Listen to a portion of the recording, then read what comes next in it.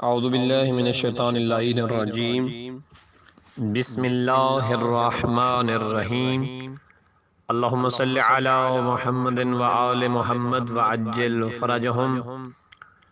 استغفر اللہ ربی واتوب الیہ۔ سامعین محترم، ناظرین کرام، سامعین محترم، السلام علیکم ورحمۃ اللہ وبرکاتہ۔ یا علی مدد علیہ السلام۔ سلسلہ گفتگو قرآن کے مختصر تعارف کے اعتبار سے جاری و ساری تھا، جس میں مختصر تعارف کے بعد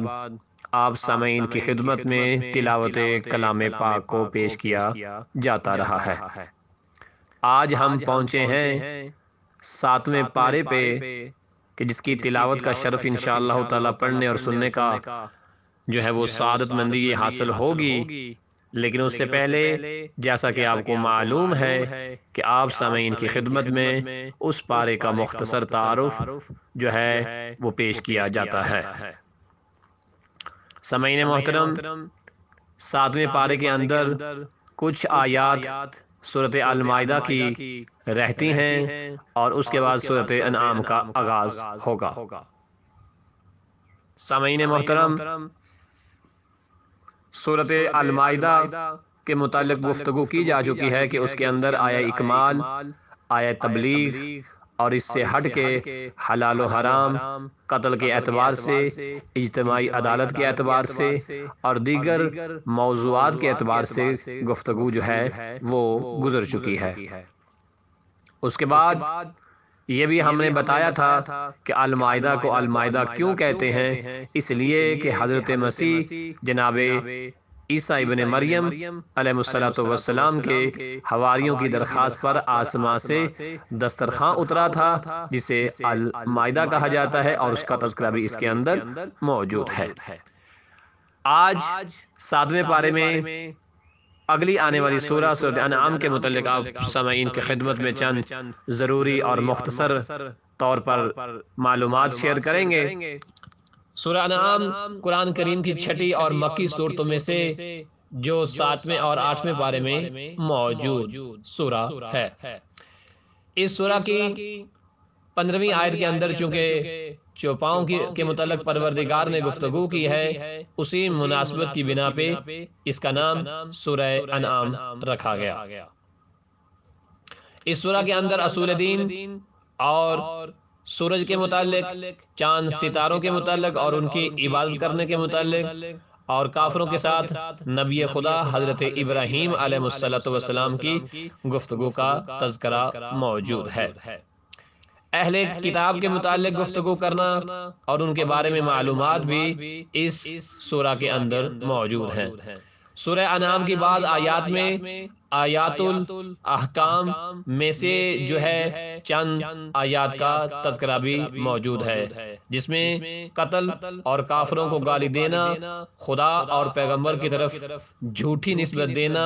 اور اس طرح سے ایسے حیوان کا گوشت کھانا جسے خدا کے نام پہ ذبح نہ کیا ہو اور اس کے کھانے کا حکم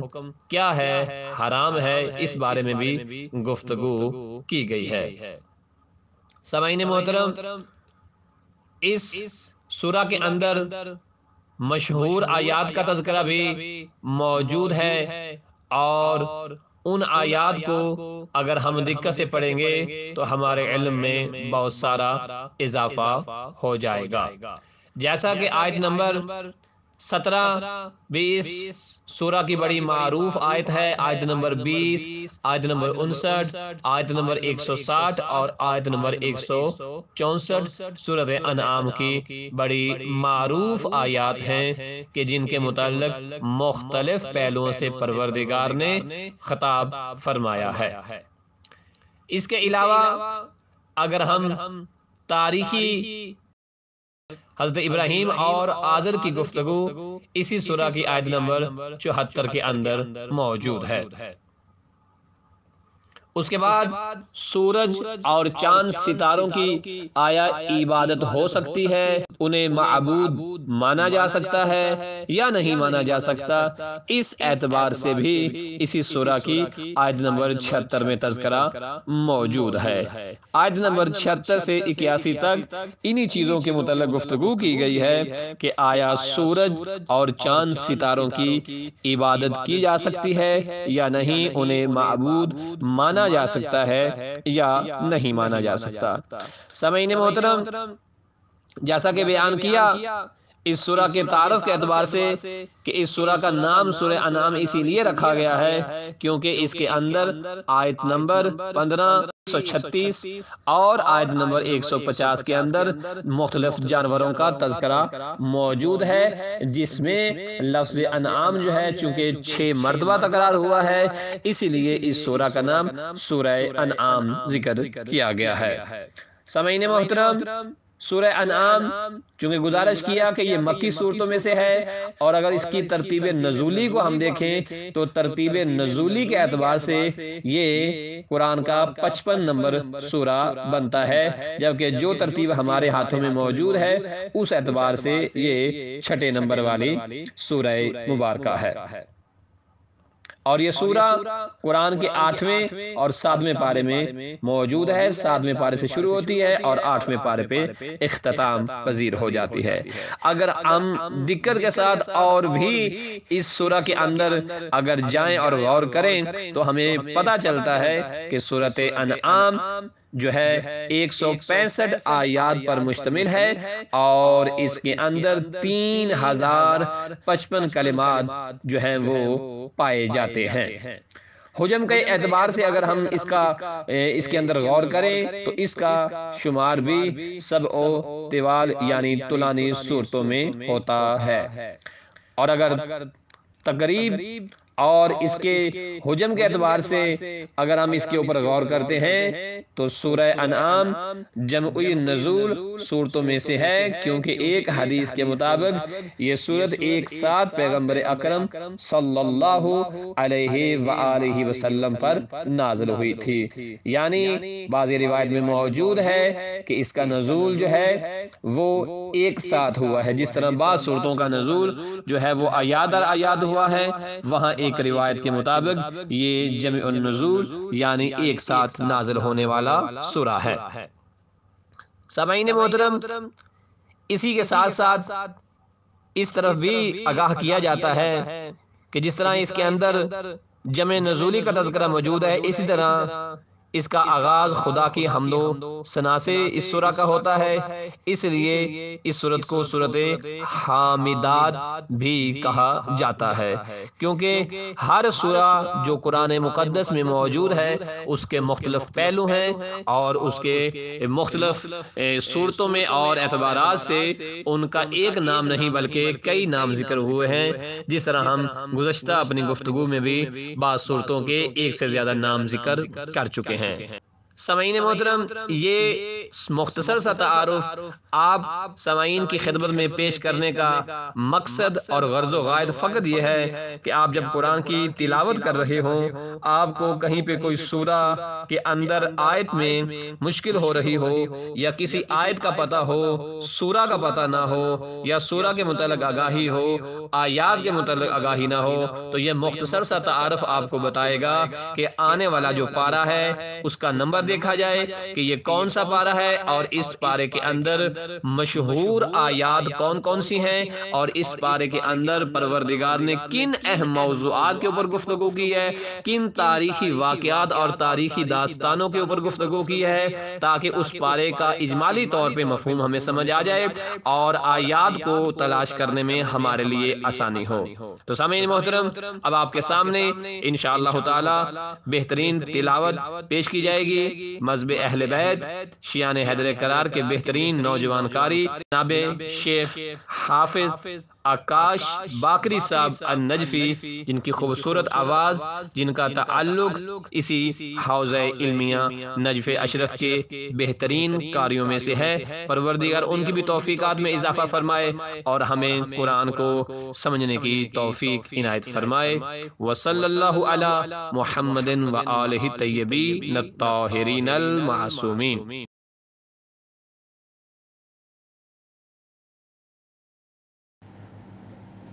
أعوذ بالله من الشيطان الرجيم.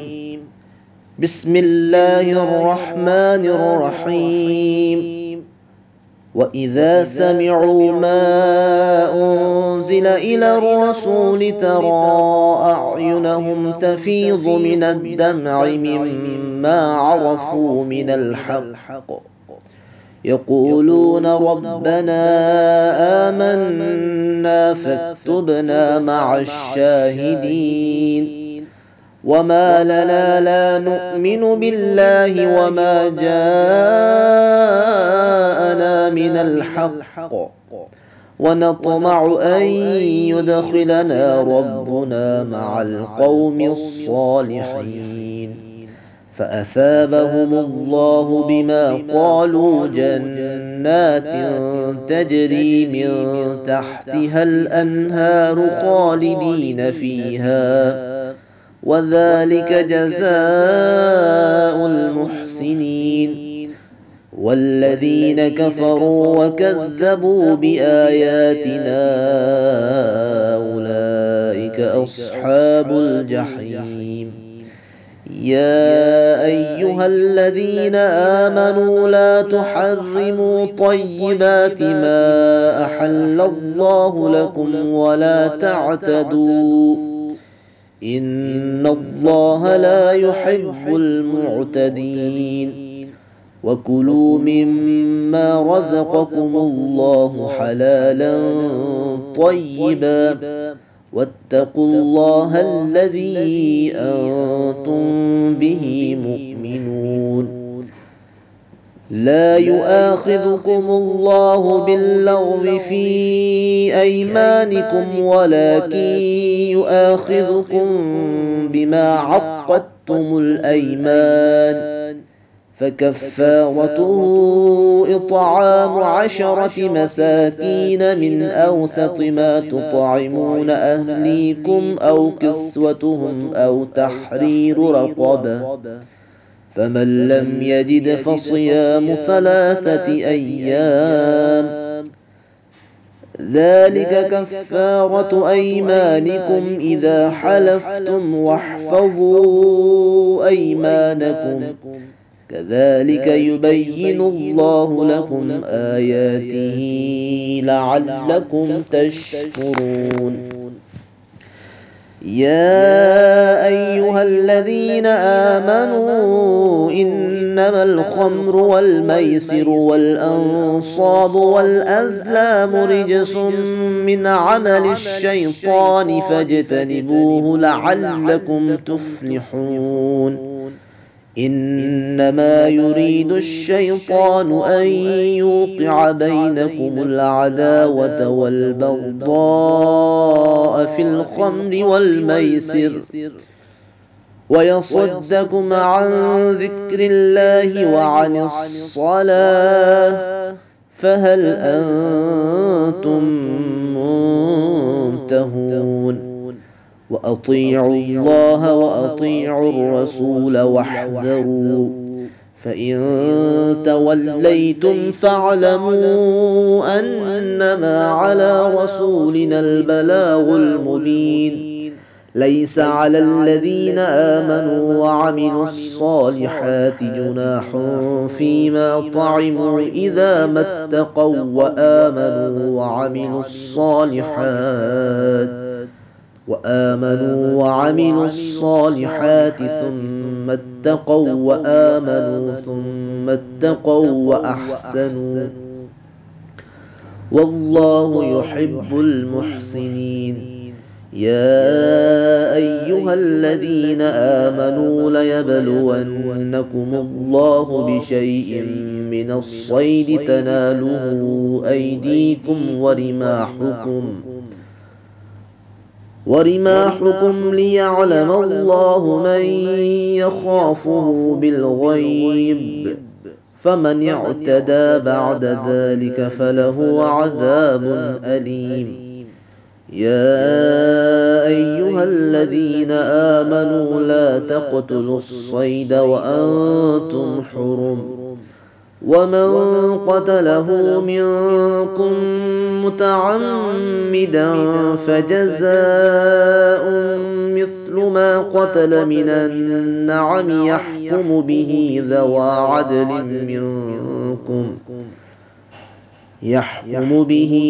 عدل منكم هديا بالغ الكعبة أو كفارة طعام مساكين أو عدل ذلك صياما ليذوق وبال أمره، عفى الله عما سلف، ومن عاد فينتقم الله منه، والله عزيز ذو انتقام. أحل لكم صيد البحر وطعامه متاعا لكم وللسيارة، وحرم عليكم صيد البر ما دمتم حرما، واتقوا الله الذي إليه تحشرون. جعل الله الكعبة البيت الحرام قياما للناس والشهر الحرام والهدي والقلائد، ذلك لتعلموا أن الله يعلم ما في السماوات وما في الأرض، وأن الله بكل شيء عليم. اعلموا أن الله شديد العقاب وأن الله غفور رحيم. ما على الرسول إلا البلاغ، والله يعلم ما تبدون وما تكتمون. قل لا يستوي الخبيث والطيب ولو أعجبك كثرة الخبيث، فاتقوا الله يا أولي الألباب لعلكم تفلحون. يا أيها الذين آمنوا لا تسألوا عن أشياء تبد لكم تسؤكم، وإن تسألوا عنها حين ينزل القرآن تبد لكم عفى الله عنها، والله غفور حليم. قد سألها قوم من قبلكم ثم أصبحوا بها كافرين. ما جعل الله من بحيرة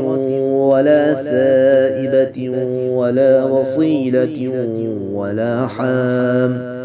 ولكن الذين كفروا يفترون على الله الكذب وأكثرهم لا يعقلون. وإذا قيل لهم تعالوا إلى ما أنزل الله وإلى الرسول قالوا حسبنا ما وجدنا عليه آباءنا، أولو كان آباؤهم لا يعلمون شيئا ولا يهتدون. يا أيها الذين آمنوا عليكم أنفسكم لا يضركم من ضل إذا اهتديتم، إلى الله مرجعكم جميعا فينبئكم بما كنتم تعملون. يا أيها الذين آمنوا شهادة بينكم إذا حضر أحدكم الموت حين الوصية اثنان ذوى عدل منكم أو آخران من غيركم إن أنتم ضربتم في الأرض فأصابتكم مصيبة الموت تحبسونهما من بعد الصلاة فيقسمان بالله إن ارتبتم لا نشتري به ثمنا ولو كان ذا قربى ولا نكتم شهادة الله إنا إذا لمن الآثمين. فإن عثر على أنهما استحقا إثما فآخران يقومان مقامهما من الذين استحق عليهم الأوليان فيقسمان بالله لشهادتنا حق من شهادتهما وما اعتدينا إنا إذا لمن الظالمين. ذلك أدنى أن يأتوا بالشهادة على وجهها أو يخافوا أن ترد أيمان بعد أيمانهم واتقوا الله واسمعوا والله لا يهدي القوم الفاسقين. يوم يجمع الله الرسل فيقول ماذا أجبتم قالوا لا علم لنا إنك أنت علام الغيوب.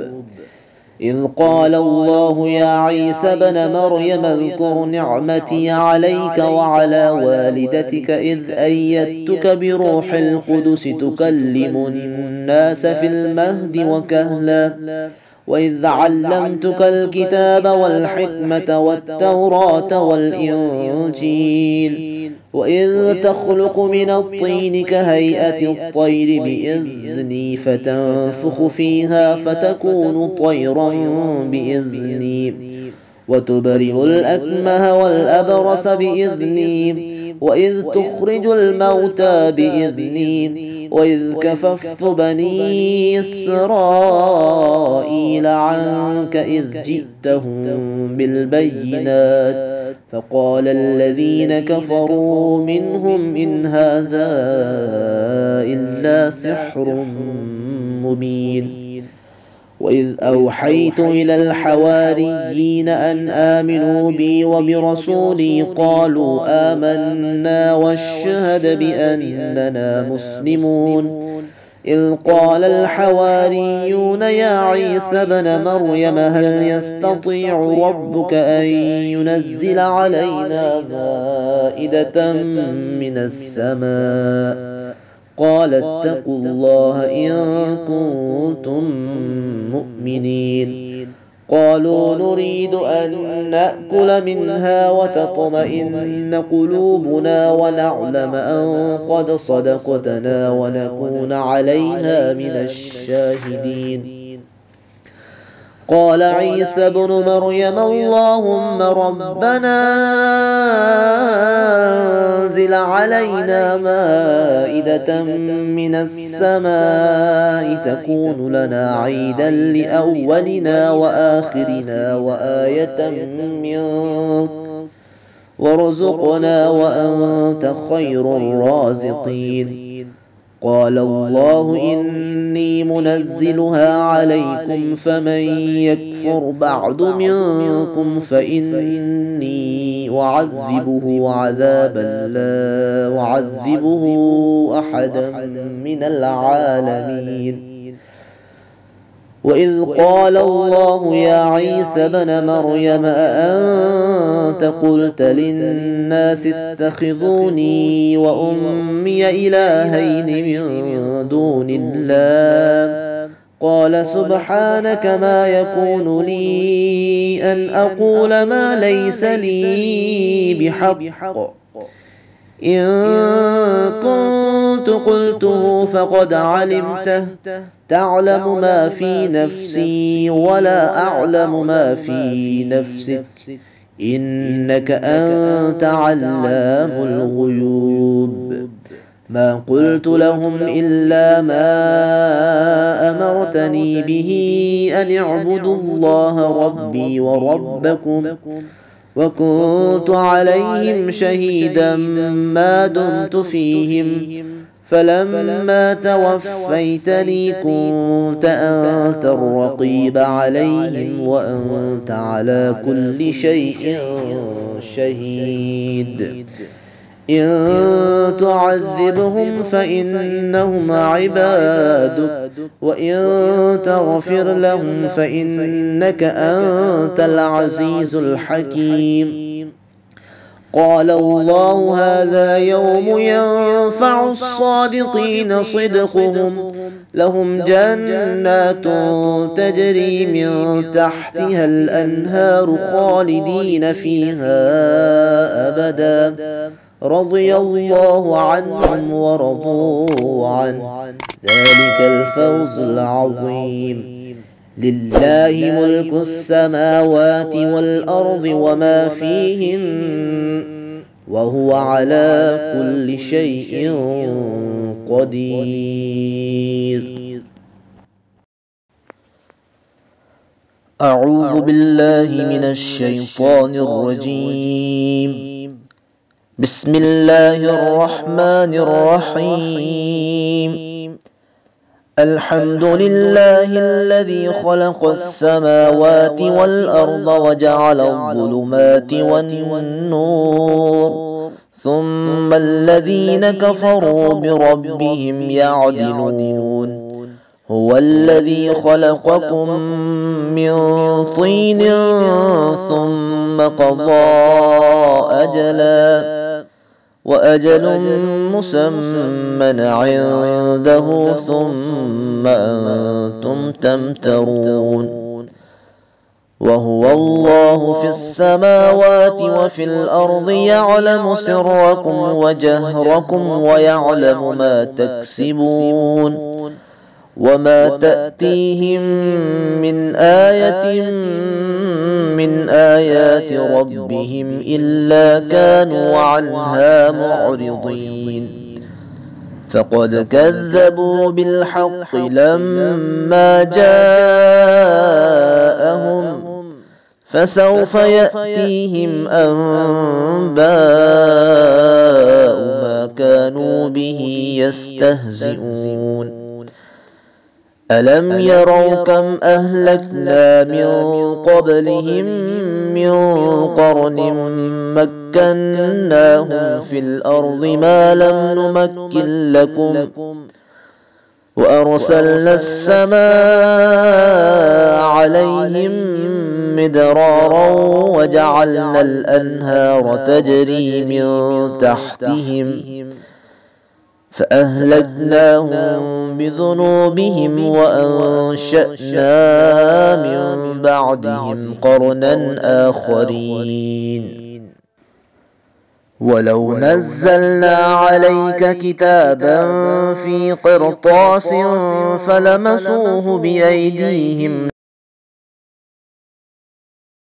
لقال الذين كفروا إن هذا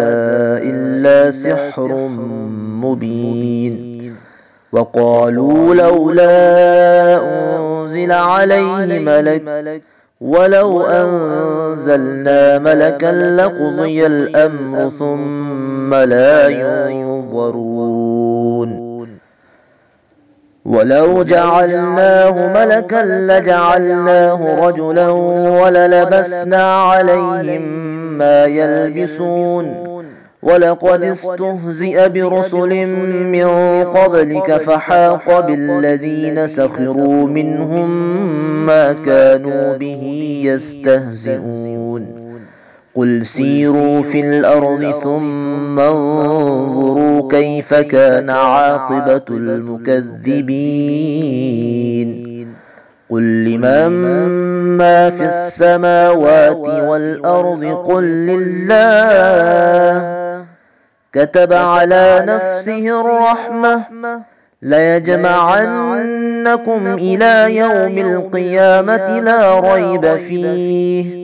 الذين خسروا أنفسهم فهم لا يؤمنون وله ما سكن في الليل والنهار وهو السميع العليم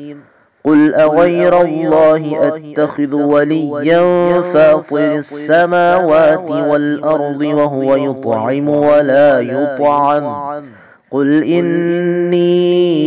أمرت أن أكون أول من أسلم ولا تكونن من المشركين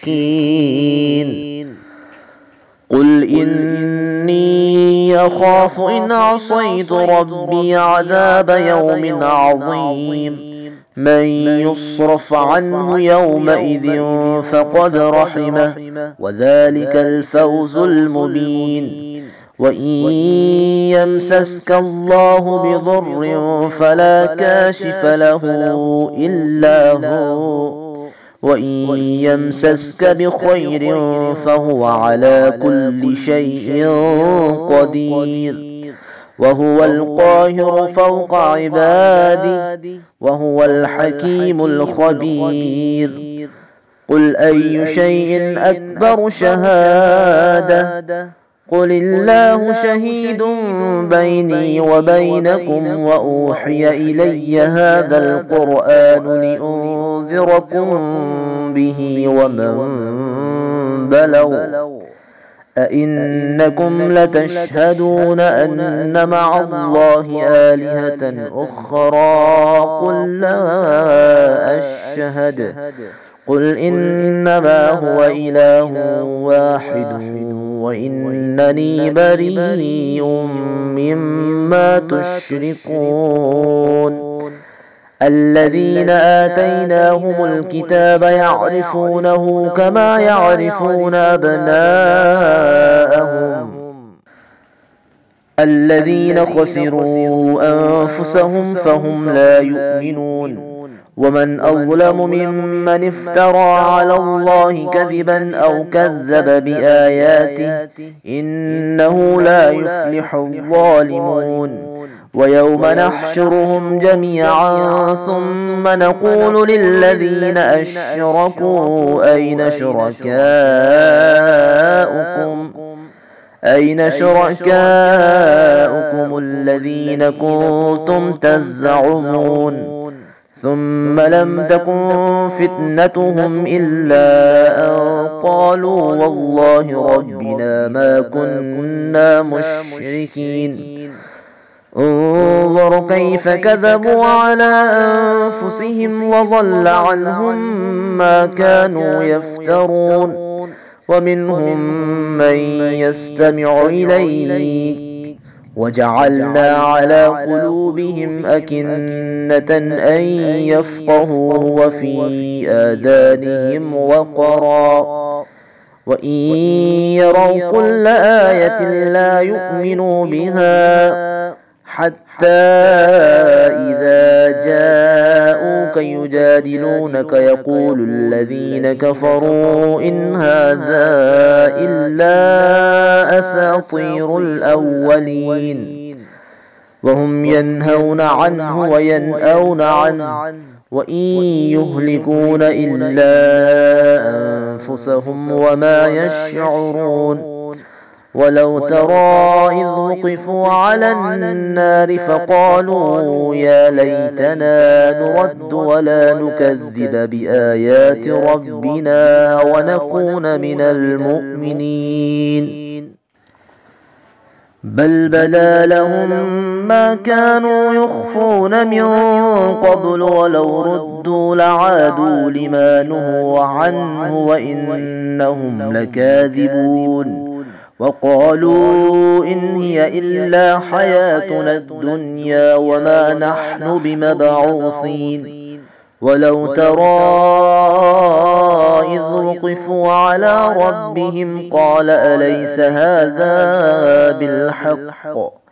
قالوا بلى وربنا قال فذوقوا العذاب بما كنتم تكفرون. قد خسر الذين كذبوا بلقاء الله حتى إذا جاءتهم الساعة بغتة قالوا يا حسرتنا على ما فرطنا فيها وهم يحملون أوزارهم على ظهورهم ألا ساء ما يزرون. وما الحياة الدنيا إلا لعب ولهو وللدار الآخرة خير للذين يتقون أفلا تعقلون.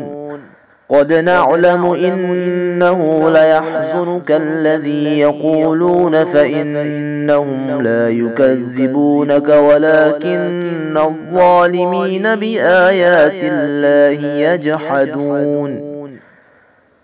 ولقد كذبت رسل من قبلك فصبروا على ما كذبوا وأوذوا حتى أتاهم نصرنا ولا مبدل لكلمات الله ولقد جاءك من نبأ المرسلين وإن كان كبر عليك إعراضهم فإن استطعت أن تبتغي نفقا في الأرض أو سلما في السماء فتأتيهم بآية ولو شاء الله لجمعهم على الهدى فلا تكونن من الجاهلين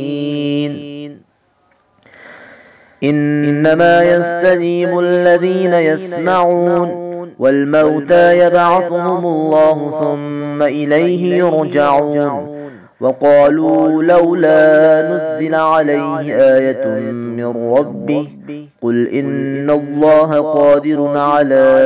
أن ينزل آية ولكن أكثرهم لا يعلمون وما من دابة في الأرض ولا طائر يطير بجناحيه إلا أمثالكم ما فرطنا في الكتاب من شيء ثم إلى ربهم يحشرون والذين كذبوا بآياتنا صم وبكم في الظلمات من يشاء الله يضلله ومن يشاء يجعله على صراط مستقيم قل أرأيتكم إن أتاكم عذاب الله أو أتتكم الساعة أغير الله تدعون إن كنتم صادقين بل إياه تدعون فيكشف ما تدعون إليه إن شاء وتنسون ما تشركون ولقد أرسلنا إلى من قبلك فأخذناهم بالبأساء والضراء لعلهم يتضرعون فلولا إذ جاءهم بأسنا تضرعوا ولكن قست قلوبهم وزين لهم الشيطان ما كانوا يعملون فلما نسوا ما ذكروا به فتحنا عليهم أبواب كل شيء حتى إذا فرحوا بما أوتوا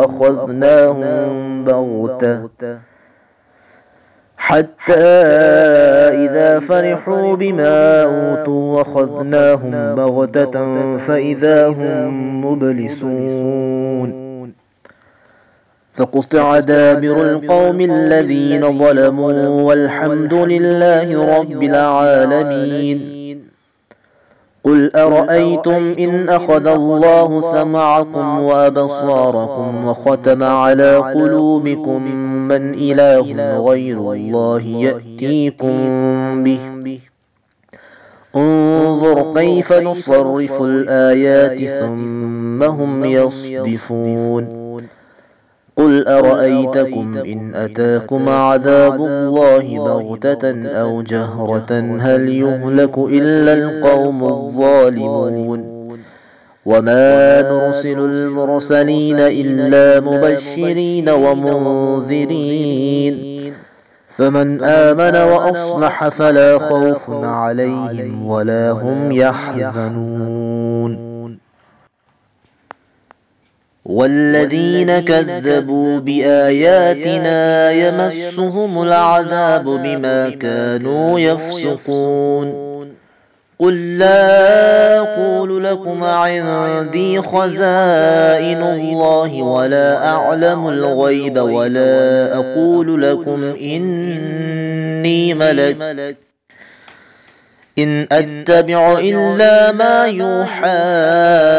إلي قل هل يستوي الأعمى والبصير أفلا تتفكرون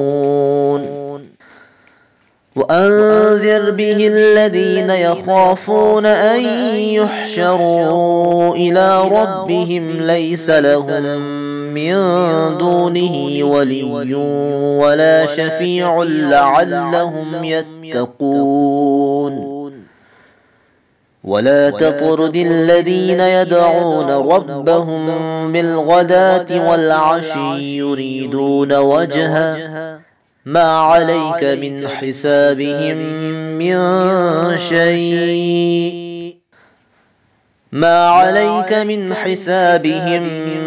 من شيء وما من حسابك عليهم من شيء فتطردهم فتكون من الظالمين وكذلك فتنا بعضهم ببعض ليقولوا أهؤلاء من الله عليهم من بيننا أليس الله بأعلم بالشاكرين وإذا جاءك الذين يؤمنون بآياتنا فقل سلام عليكم كتب ربكم على نفسه الرحمة أنه من عمل منكم سوءا بجهالة ثم تاب من بعده وأصلح فأنه غفور رحيم وكذلك نفصل الآيات ولتستبين سبيل المجرمين قل إني نهيت أن أعبد الذين تدعون من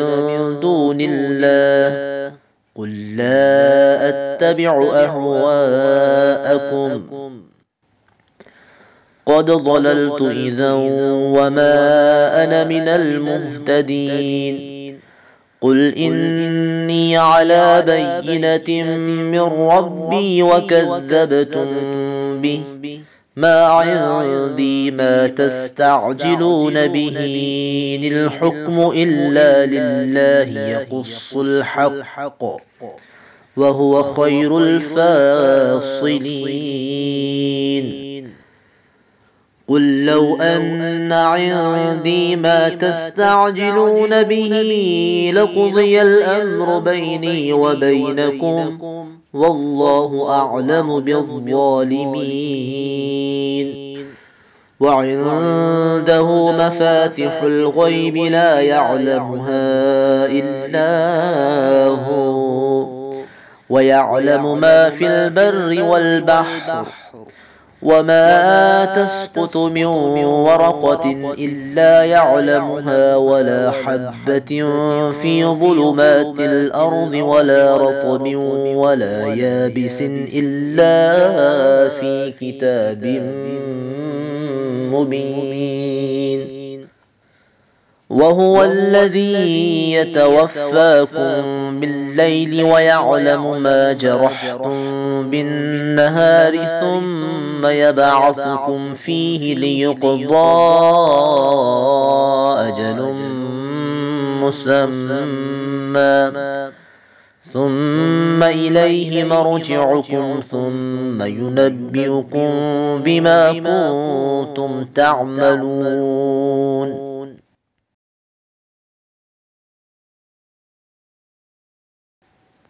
وهو القاهر فوق عباده ويرسل عليكم حفظة حتى إذا جاء أحدكم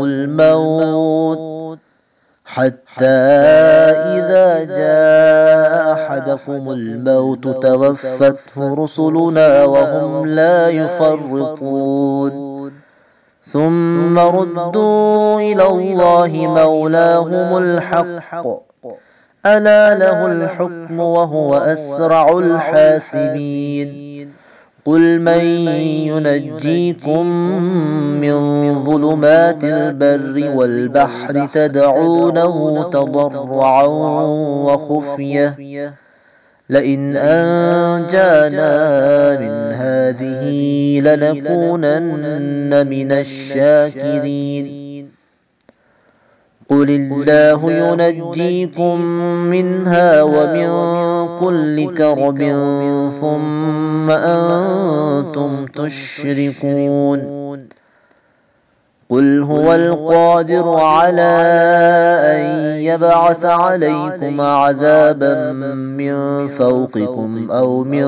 تحت أرجلكم أو يلبسكم شيعا ويذيق بعضكم بأس بعض انظر كيف نصرف الآيات لعلهم يفقهون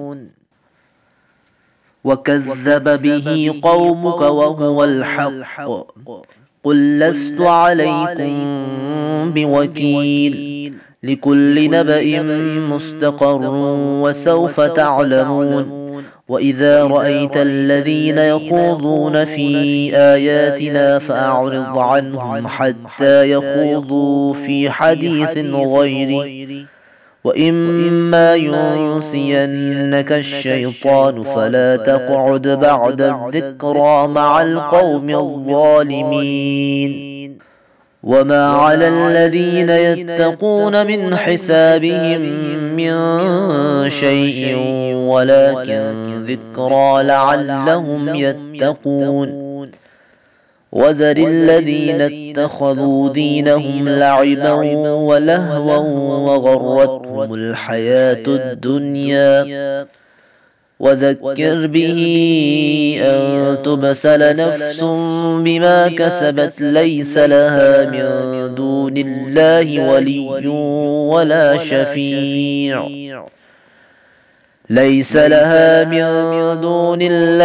ولي ولا شفيع وإن تعدل كل عدل لا يؤخذ منها أولئك الذين أبسلوا بما كسبوا لهم شراب من حميم وعذاب أليم بما كانوا يكفرون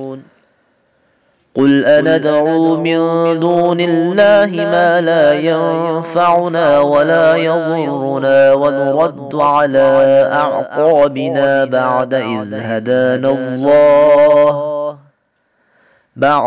هدانا الله كالذي استهوته الشياطين في الأرض حيران له أصحاب يدعونه إلى الهدى ائتنا قل إن هدى الله هو الهدى وأمرنا لنسلم لرب العالمين وأن أقيموا الصلاة واتقوه وهو الذي إليه تحشرون وهو الذي خلق السماوات والأرض بالحق ويوم يقول كن فيكون قوله الحق وله الملك يوم ينفخ في الصور عالم الغيب والشهادة وهو الحكيم الخبير وإذ قال إبراهيم لأبيه آزر أتتخذ أصناما آلهة إني أراك وقومك في ضلال مبين وكذلك نري إبراهيم ملكوت السماوات والأرض وليكون من الموقنين فلما جن عليه الليل رأى كوكبا قال هذا ربي فلما أفل قال لا أحب الآفلين فلما رأى القمر بازغا قال هذا ربي فلما أفل قال لئن لم يهدني ربي لأكونن من القوم الضالين فلما رأى الشمس بازغة قال هذا ربي هذا أكبر. فلما أفلت قال يا قوم إني بريء مما تشركون إني وجهت وجهي للذي فطر السماوات والأرض حنيفا وما أنا من المشركين. وحاجه قومه قال أتحاجوني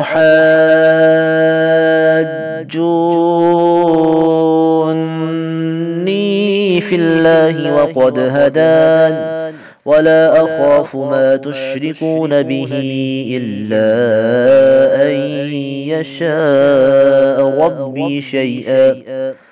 وسع ربي كل شيء علما أفلا تتذكرون. وكيف أخاف ما أشركتم ولا تخافون أنكم أشركتم بالله ما لم ينزل به عليكم سلطانا فأي الفريقين أحق بالأمن إن كنتم تعلمون. الذين آمنوا ولم يلبسوا إيمانهم بظلم أولئك لهم الأمن وهم مهتدون. وتلك حجتنا آتيناها إبراهيم على قومه نرفع درجات من نشاء إن ربك حكيم عليم. ووهبنا له إسحاق ويعقوب كلا هدينا ونوحا هدينا من قبل ومن ذريته داود وسليمان وأيوب ويوسف وموسى وهارون وكذلك نجزي المحسنين. وزكريا ويحيى وعيسى وإلياس كل من الصالحين وإسماعيل واليسع ويونس ولوطا وكلا فضلنا على العالمين. ومن آبائهم وذرياتهم وإخوانهم واجتبيناهم وهديناهم إلى صراط مستقيم. ذلك هدى الله يهدي به من يشاء من عباده ولو أشركوا لحبط عنهم ما كانوا يعملون. أولئك الذين آتيناهم الكتاب والحكم والنبوة فإن يكفر بها هؤلاء فقد وكلنا بها قوما ليسوا بها بكافرين. أولئك الذين هدى الله فبهداه مقتدي. قل لا أسألكم عليه أجرا إن هو إلا ذكرى للعالمين. وما قدروا الله حق قدره إذ قالوا ما أنزل الله على بشر من شيء. قل من أنزل الكتاب الذي جاء به موسى نورا وهدى للناس تجعلونه قراطيس تبدونها وتخفون كثيرا وعلمتم ما لم تعلموا أنتم ولا آباؤكم قل الله ثم ذرهم في خوضهم يلعبون. وهذا كتاب أنزلناه مبارك مصدق الذي بين يديه ولتنذر أم القرى ومن حولها والذين يؤمنون بالآخرة يؤمنون به وهم على صلاتهم يحافظون. ومن أظلم ممن من افترى على الله كذبا أو قال أوحي إلي ولم يوح إليه شيء ومن قال سأنزل مثل ما أنزل الله ولو ترى إذ الظالمون في غمرات الموت والملائكة باسطوا أيديهم أخرجوا أنفسكم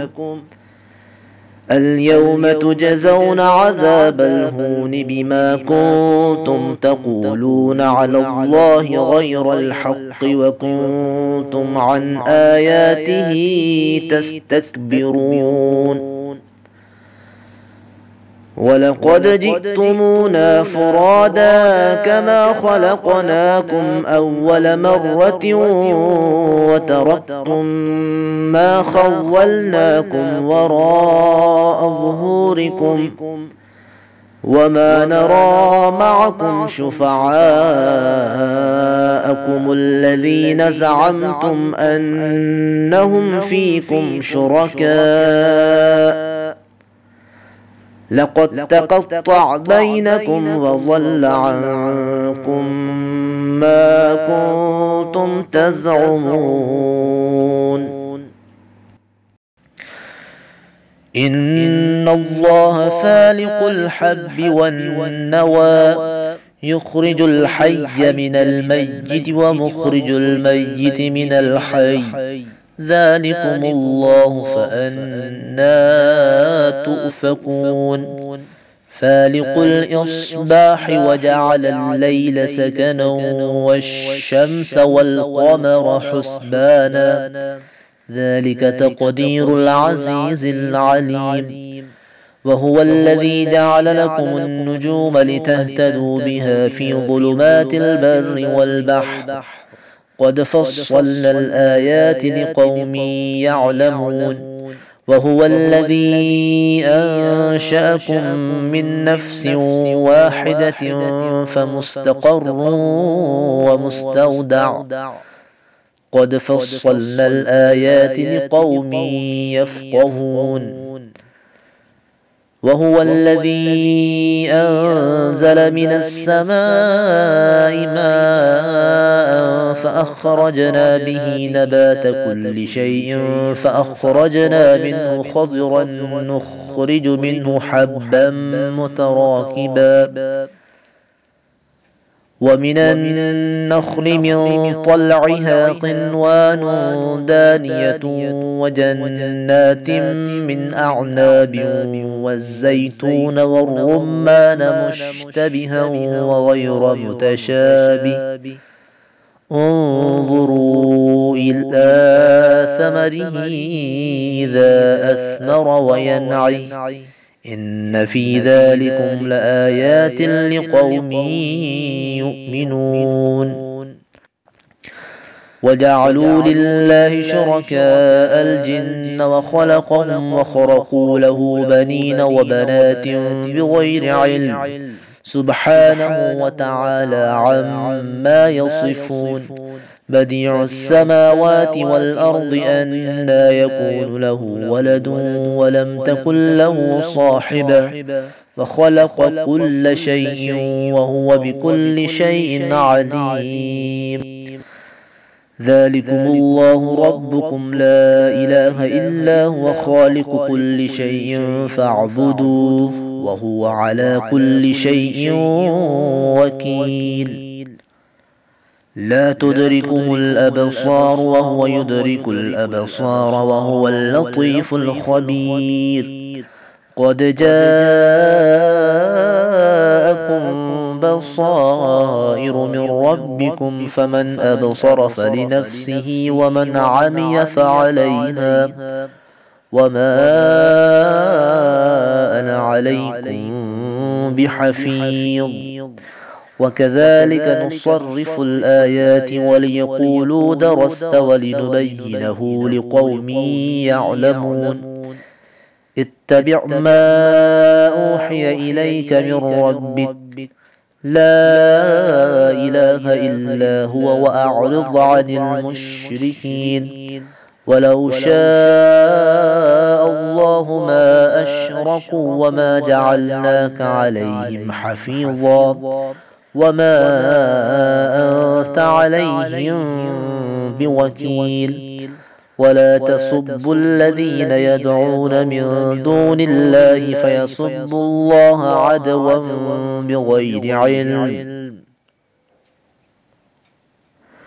كذلك زينا لكل أمة عملهم ثم إلى ربهم مرجعهم فينبئهم بما كانوا يعملون وأقسموا بالله جهد أيمانهم لئن جاءتهم آية ليؤمنن بها قل إنما الآيات عند الله وما يشعركم أنها إذا جاءت لا يؤمنون ونقلب أفئدتهم وأبصارهم كما لم يؤمنوا به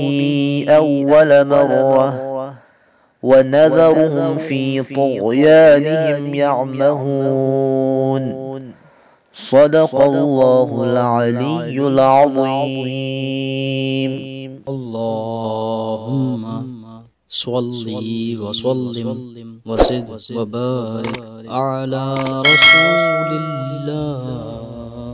وآله الأطهار على رسول